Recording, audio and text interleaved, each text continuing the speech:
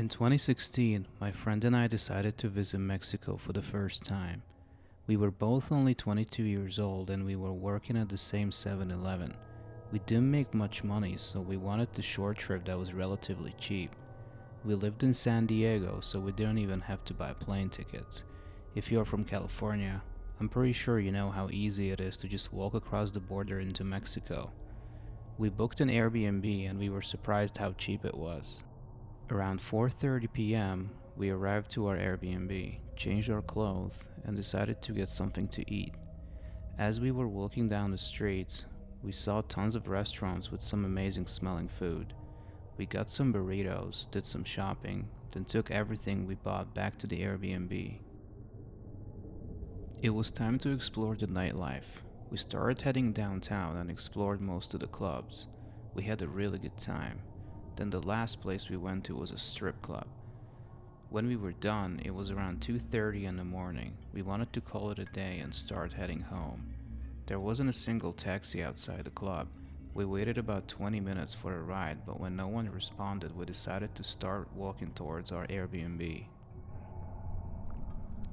As we were getting further from downtown, we saw fewer and fewer people on the road. After walking for more than 45 minutes, we started to feel uncomfortable as we felt that we might be in a shady part of town.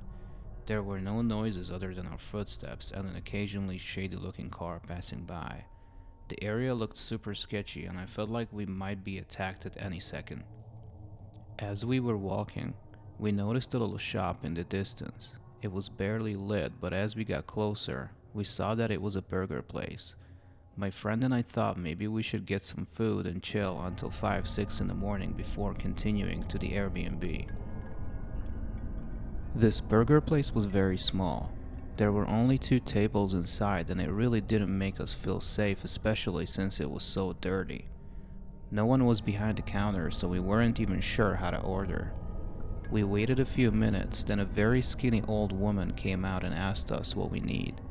My Spanish is terrible, so I was pointing to the menu to show her my selections. We paid, sat down, and waited for our food to arrive. My friend googled Tijuana's crime rate, and his face turned white really fast after what he saw. Apparently, Tijuana is one of the most dangerous cities in the entire world. This obviously didn't make me feel safer. I was almost regretting this trip when all of a sudden 2 men came in with a big bag and immediately went to the back as if they were the owners or something. My friend said those are a hell of a lot bigger than just regular trash bags, and he really hopes it isn't what he thinks it is. We waited 30 minutes, the burgers never arrived. The old woman finally reappeared, but without our burgers. She headed straight to the main entrances and locked the door, then went right back into the kitchen without even looking at us. I looked at my friend and told him that I have a bad feeling about this.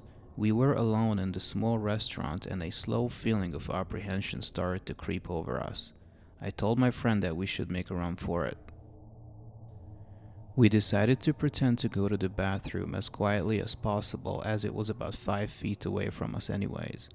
Once we entered, I noticed a latch on the door and I locked it immediately. There was a tiny window above the toilet. We managed to open it very easily and I let my friend go first through the small window. Once it was my turn, we both heard the owners notice the fact that we weren't at the table and they started banging on the bathroom door. I was able to hear the old lady and the other 2 men, but I couldn't understand them, though they sounded very aggressive. Eventually I was able to get out the window, and we ended up in the backyard of the restaurant. We started running down the main road as if we were running for our lives. We made it back to the Airbnb, but there was no way we could stay another night. We waited until 7 a.m., and once we saw the sun started to peek out, we tried calling a taxi and left within an hour. I still don't know what they would have done to us if we hadn't made a run for it.